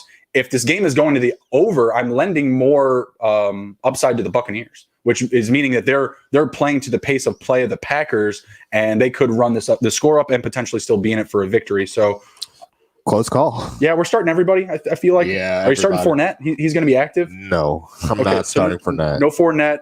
Rojo, I think, is in a really good spot. Really good spot. The Packers' rush defense has been very bad. They're letting up, I think, like the second most, or maybe not the second most. I think it's the second most fantasy points to the running back position is what it is. So yeah, Rojo's in a good spot there. You're firing up Godwin. You're firing up Evans. No Scotty Miller. No Justin Watson. Are you firing up Cameron Brate? I'm going to say yeah. Yes. Fire up Cameron Brate. Obviously, O.J. Howard out of there. Gronk not getting it done, so fire him up. Packers, Tanyan, Adams. No MVS for me. Give me Aaron Rodgers, Aaron Jones. Are you starting Jamal Williams? I'm going to say no. No. Okay. Let's dive into a couple of quick updates here on Twitter. Jaguars have received 0 new positive tests since yesterday, so they're going to be good to go today. Football team, Dwayne Haskins, inactive, will not be on the field. They are rolling out Kyle Allen and Alex Smith, and that is it. Rashad Perriman expected to play today. Odell Beckham, Landry expected to be in their lineups, as we've said before. And that's pretty much it. Mayfield, Locke, all starting, Fournette starting. Just wanted to hit you with a quick couple of updates there. What's the next matchup we got up? Los Angeles Rams versus the 49ers. Sunday Night Football. Yeah. Rams are favored 2.5 points. They're favored on the money line, minus 148. Over under 51.5. I'm all over the Rams. Covering the spread, winning, and I'm going to say under because I don't see much production coming from the 49ers with what's going on there. I mean, I can't even pertain was. Did you see that? So, sorry, let's talk about the 49ers. Did you see that that video that I posted about Kittle? No. So there's a video out there. It's on my Twitter. Nick Davis, TITTH. Follow me. I'll follow you back. It's on the bottom line. Yeah. We'll get you. So there's a video, and you see Jimmy look the other way, and all of a sudden you hear, Jimmy! And he throws the ball to Kittle. And it's just like, that is not a good look because Jimmy could not see Kittle. He has to listen for Kittle to call his name, and he just chucks the ball up just knowing that Kittle's going to get the ball. Yeah. It's not great. I love Kittle. I don't love Jimmy. How could anybody right now? I mean, I was telling Allie, I was like, he literally came from the New England Patriots, and everybody was excited. He's the highest paid backup out of that room. The gentleman came from a quarterback institution, Eastern Illinois University, sir. Tony Romo went there, too. That's where he came from. And Sean Payton. Oh, Sean Payton went there? Sean Payton. He's more of a head coach. Sean Payton's records were broken by Tony Romo, and Tony Romo's records were broken by Jameis Garoppolo. Just saying, quarterback institution, no big deal. I believe it's a quarterback institution in college, but in the NFL, it's a little different. And I don't know. We got 3. It's a joke. If you're a $100 million quarterback and you're getting pulled at halftime to protect you, it's kind of suspicious. You might be getting protected. I fully believe that that's absolutely possible. But you coming back from injury and getting basically goose egged by the Miami Dolphins, which they're coming up. We like the Dolphins. We're high on them, but Garoppolo he's not the same. He's not the same. We need to see something positive out of him. If he has a good performance tonight, maybe we'll feel a little bit better about him. But the Rams are going to be a great test for him. Keep him out of your fantasy lineup. Just keep it simple. Keep Garoppolo out of your fantasy lineup. As far as the game goes, 51.5 total points. I'm with you on the under. I think that both defenses just eat into their other offenses' positive work. I don't see Mostert putting up a huge game. I think that he's a starter for you. Yeah. I think that Ayuk is a starter in this game for you. Other than that, I'm not digging too much into the Kittle. Kittle. I was going to say not digging into the Niners deeper than Kittle and Mostert. That's just where you want to keep it simple with this one. For the Rams, fire up everybody. Yep. I mean, you're firing up Henderson. I think that Cam Akers could be a deep start this week. Could be a deep DFS start. He's actually looked okay the past couple of games.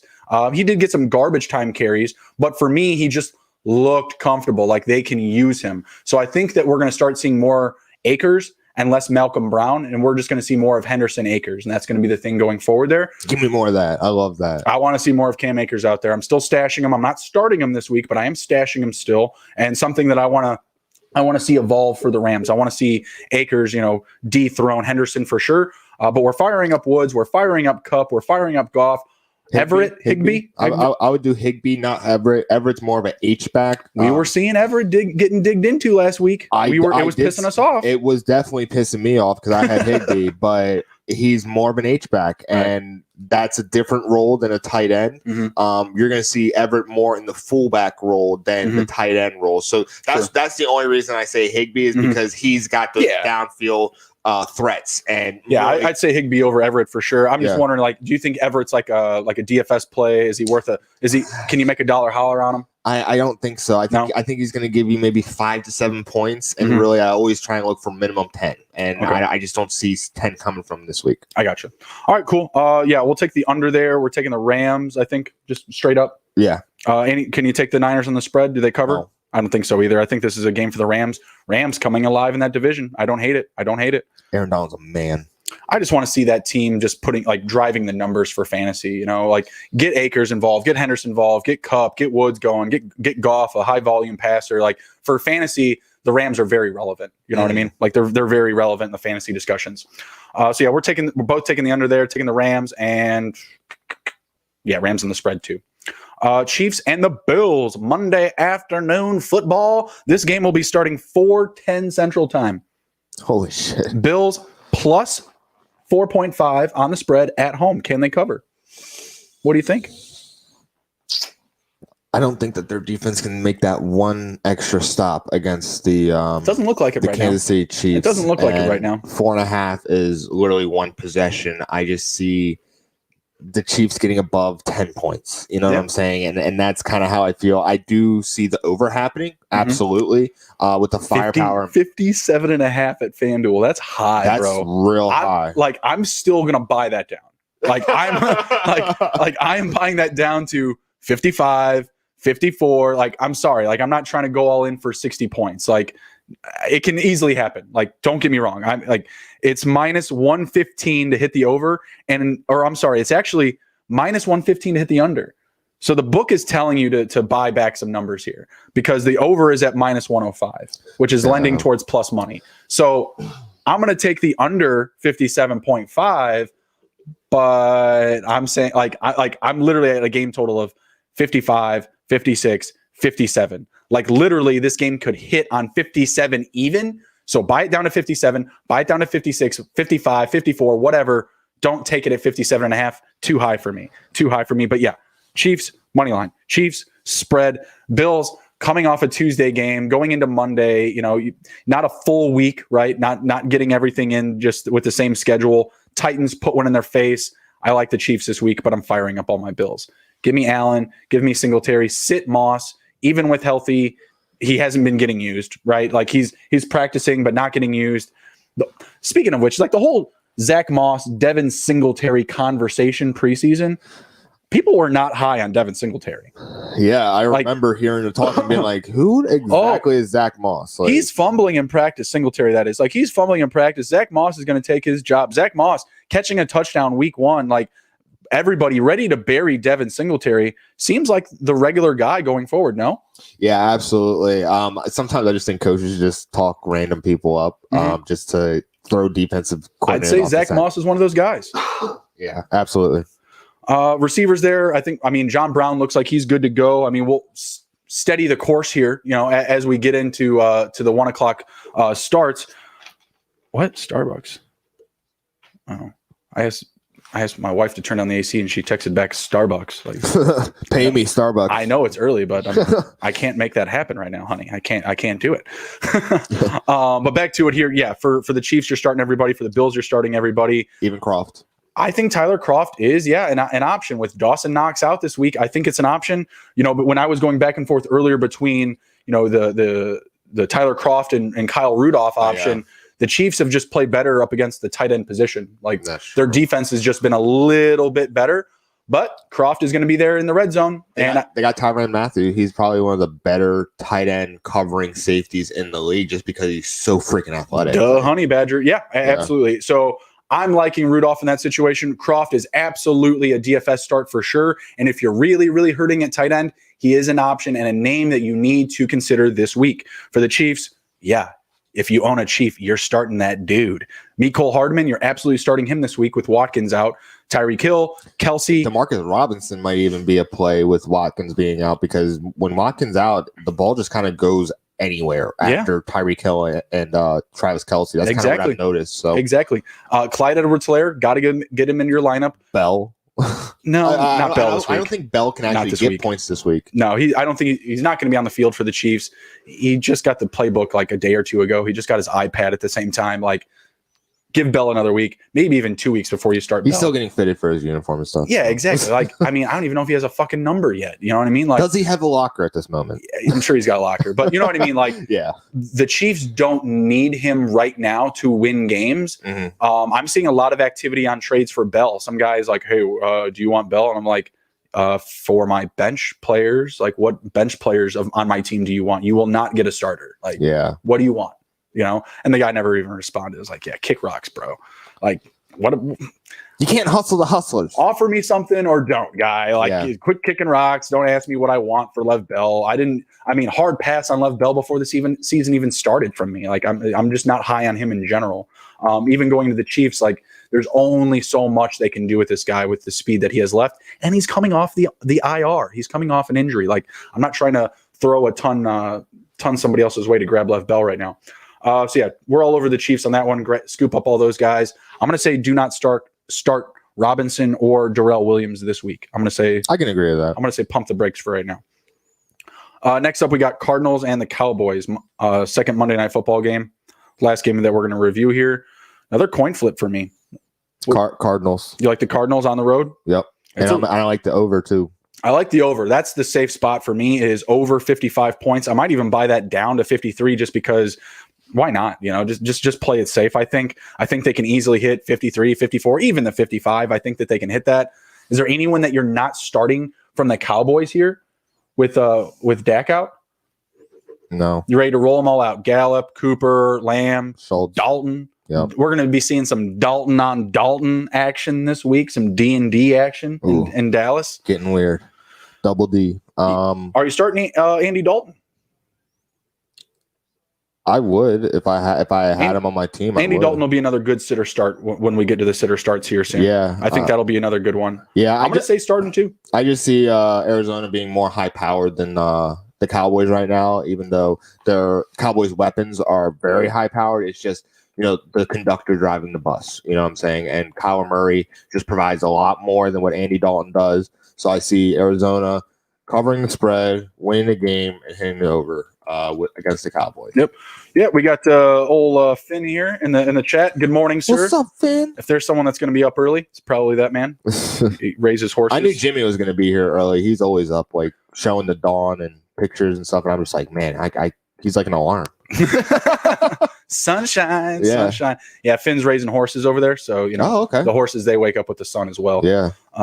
But yeah, he was mentioning Bell won't play this week due to COVID testing. He's not going to play for a myriad of reasons. He's just not going to be there. So and there's just no need to get him in there that quick. Just no need. So yeah, with the Cardinals, you benching anybody? Kenyon Drake? Yep. I can't do it. It's another good matchup for him up against the Cowboys defense. Like he had 10 points last week. I got to keep rolling him out. It's like who would you start? Duke Johnson or Kenyon Drake? That's my option. That's almost as bad as me rolling out Frank Gore. Yeah, I got to go Kenyon Drake. The one person I'm not going to, or two people I'm not going to be digging for are actually Christian Kirk and Andy Isabella with the Arizona Cardinals. I'm going to stay. Larry Fitz? No, Larry Fitz, I kind of. It's the Dallas defense, though. It's the Dallas defense. I got to imagine. Larry Fitz is not part of the offense. Like, he's not. Oh, no. I agree with you there. Okay. I was just saying Isabella and Kirk.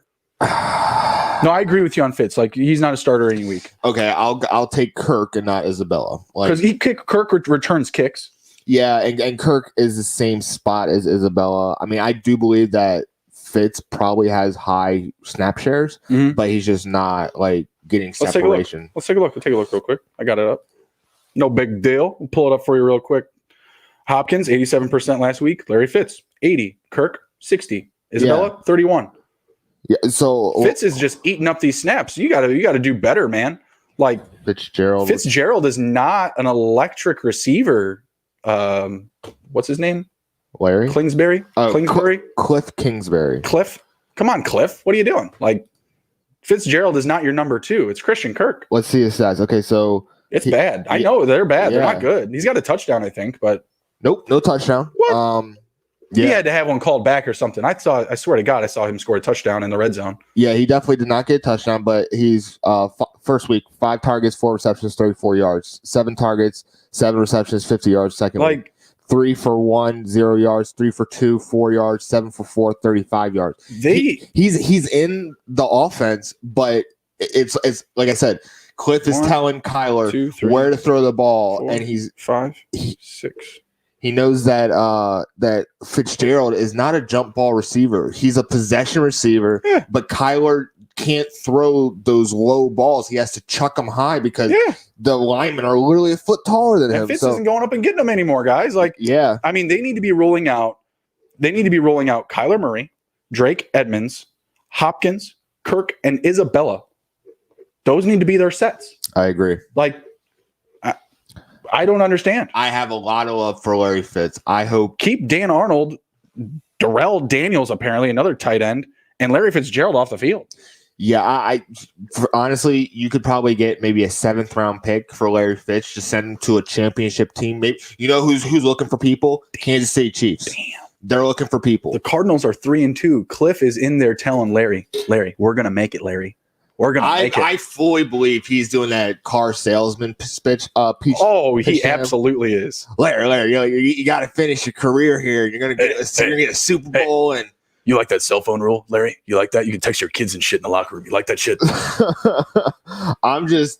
It's very unfortunate how he's not involved in the game plan. I do believe that he can provide value to the offense. It's just that Kyler cannot see him over the line. That's what doesn't make sense. Is he's on the field, but not in the game plan. Yep. So if you're going to put him on the field, use him or put Kirk or Isabella out there, who right now are just more electric, right?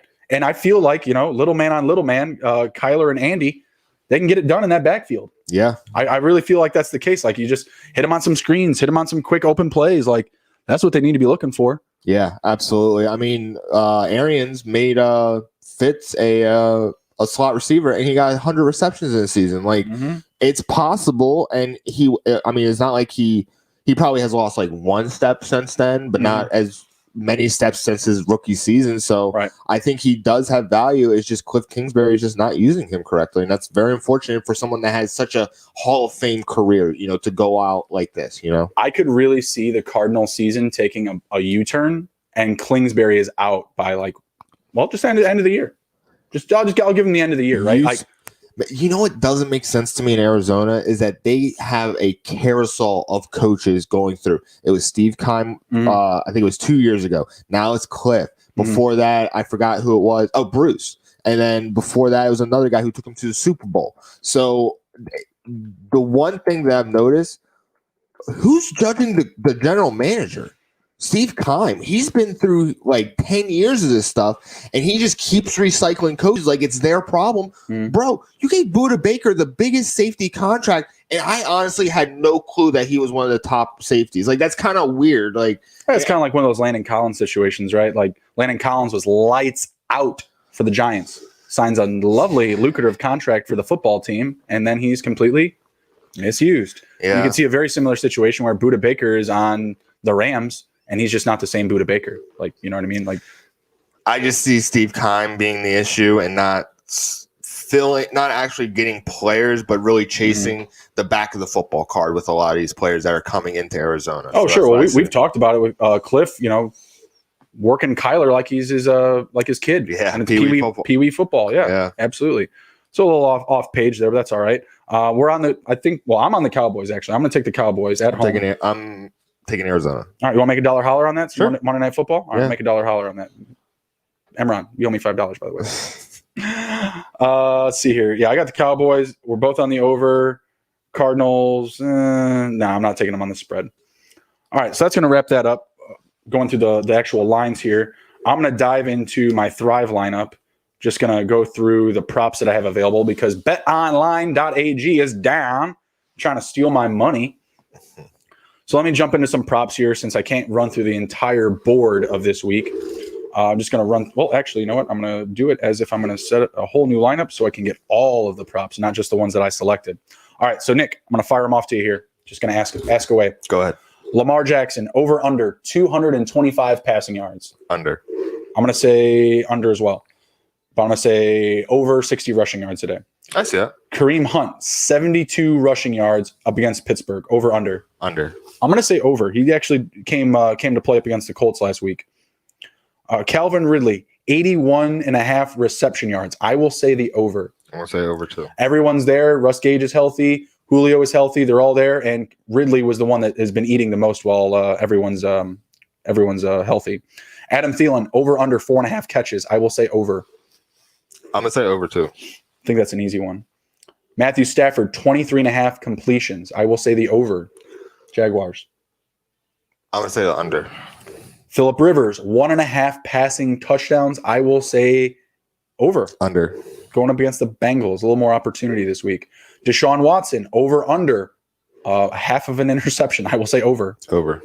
Mike Davis, 1 rushing touchdown. Can he hit it? I will say over. Over. Actually, no, it's the Bears. I'm going to say he gets a reception touchdown. They're trying to trick us there. Trying to trick us. Allen Robinson, reception touchdown. Give me the over. I'm going to say over. Yeah, the Panthers allow a lot of big plays, actually. Daniel Jones, over under 260 passing and rushing yards. It's combined. Under. I'm going to say over. We're always talking about these quarterbacks that can easily get like 15 to 20 rushing yards, maybe clocks in like 240 passing. I don't think so. That's the football team. They've been good up against the pass. We'll see. True. Antonio Gibson, I'm definitely taking the over on this one. 72.5 total yards, rushing and receiving. I'm taking the over. I'm taking the over. Next, Matt Forte, Antonio Gibson. Devontae Adams, 78.5 reception yards. I will say the over. I've been all over that this episode. Who was it? I'm sorry, Devontae Adams? Yep. I'm going to say over. I'm saying he's going to have over 100 touchdowns, 100 receiving yards and a touchdown. Aaron Rodgers, 2.5 passing touchdowns and an interception. I'm going to say under. I'm going to say he gets 2 passing touchdowns. Yeah, that's what I was going to say, under. 2 passing touchdowns for Rodgers. Tom Brady, 23.5 completions. Can he hit the over? Under. Yeah, I'm going to say the under as well. It's going even both ways. Mike Evans, 5.5 catches. I'm going to say the over. Mike Evans. Oh, I thought it was Mike Davis. I'm going to say under. He's going to get 4. Jared Goff, 263.5 passing yards up against the Niners. I'm going to say over. I got the over on that. Darrell Henderson, can he hit an anytime touchdown, rushing or receiving? I had the under on that, actually. I'm going to say over. I think he gets 1. Cooper Kupp, 73.5 reception yards. I'm going to say the over. Over. It's his first week on my team, so he probably won't. George Kittle, can he hit a touchdown? 1 reception touchdown. Yes, sir. I'm going to say the over as well. Robbie Gould, over 7 points, or over 6.5. I had the under on that, actually. It's going to be 6. Yeah, I'm going to say he gets some field goals. A lot of field goals, or not field goals, a lot of pats. A lot of pats and less field goals. So yeah, give me the under there as well. See how we're looking on time. I'm going to be wrapping it up here soon. You want to run through any of your lineups, any DFS? Oh, I actually have not done my DFS lineup, so I do apologize. I will be getting that done after the show. I'll roll. It's a little early, so it is a little bit early. I'll go over some guys that I'm high on right now, and then we'll jump into some sitter starts, and we'll be wrapping up the show. So Matt Stafford, 7,300. Mike Davis, I'm going to get a fair amount of receptions today up against the Bears. Kareem Hunt going up against Pittsburgh. Kenny Galladay with the stack with Matthew Stafford. Allen Robinson, told you he was going to get a touchdown. Put my money where my mouth is. Terry McLaurin up against the Giants. TJ Hawkinson, who you were dogging earlier. No problem. He's going to get a couple of touchdowns today. No big deal. Robert Tonyan like. Yeah, right. Exactly. Hawkinson's going to start working out with the Bash brothers, Tonyan and Kittle. Oh, I would love that. And then Alexander Madison in my flex, and the Miami Dolphins taking it to the Jets. I see a pick 6 coming from them. Let's see. The second one I got, Cam Newton, James Robinson, Ronald Jones, Terry McLaurin in another lineup, Kenny Galladay in another lineup, Juju Smith-Schuster, Mark Andrews, David Montgomery, and the Colts. Little contrarian options there. You got some sitter starts pulled up? Yep, I'm pulling it up right now. Fire away at will. We will go. All right, this is a real bad situation if you have this decision, but Phillip Rivers or Jimmy G? Phillip Rivers, he's going up against the Bengals. It's just a better matchup. I'm gonna say Phillip Rivers too. Yeah, I mean, you got Jalen Ramsey there for the Rams, Aaron Donald. That defense has been looking pretty stout actually for the Rams. Andy Dalton or Matt Ryan? Dalton. I just traded away Matt Ryan. I'm gonna say Matt Ryan. I hope Matt Ryan gives Emron a good week. I want it to be a good trade. I want everybody to be happy at the end of the day. I get you on that. All right, I got a running back one for you. All right. Myles Gaskins or Cam Akers? Myles Gaskin. Okay, how about I'm gonna do another one or Cam Akers because I know you're higher on him next week. How about Naeem Hines or Philip Lindsay? Philip Lindsay. Yeah, Philip Lindsay's getting the work, getting that rock. Give Philip Lindsay the rock today. Yeah, Philip Lindsay all day. Devontae Freeman or Chase Edmonds? That one sucks. I got to go Chase Edmonds here. Yeah, Chase Edmonds.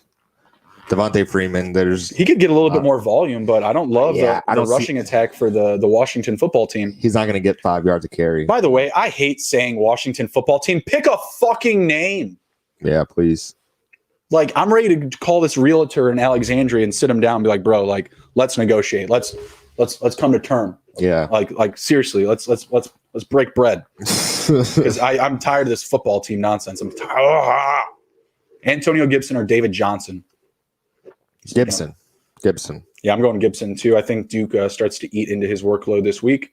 You got another one? Shark or Jefferson? Wow, Nick, why did you have to do that? I'm going to say still DJ Shark. As long as everything's flowing in the right direction. It's 9:16 right now on the East Coast, live, Germantown, Maryland. So we got some time still. So I'm going to continue to follow that. But if DJ Shark is still good to go, I'm firing up DJ. He went into that game where he scored 2 touchdowns, questionable, and they rolled him out. So I gotta do it. I gotta roll him out. It's tough though. It's tough scenario. Gotcha. Let's see, Alexander Madison or Jonathan Taylor. Jonathan Taylor. Definitely. I'm gonna go Madison. Okay. Just like the matchup against the Falcons. Falcons Cowboys matchups. I'm gonna be leaning that side every time probably. All right, I got 3 for 1. Tyler Higbee, Dalton Schultz, or Hayden Hurst? Tyler Higbee, Dalton Schultz, or Hayden Hurst? Dalton Schultz. Yeah, Dalton Schultz. Yeah, I'm gonna go Dalton Schultz on that one. Higbee, he has connections with Goff, but it hasn't been like consistent. And Hayden Hurst, he's on Atlanta. Like my prediction is that if you have all of those guys on your team or you're looking at all of them, Higbee probably has the highest amount of projected points. Dalton Schultz probably got taken down a notch when Dak was removed, and Hayden Hurst is probably the outside man looking in. So I really think it's up between Higbee and Schultz. I got to go Schultz still. Yeah, I got to go Schultz still. Just based on the offense, what they're doing there. All right, how about another tight end one for you? No. Hawkinson or Ingram, guys that you're both low on. Ingram.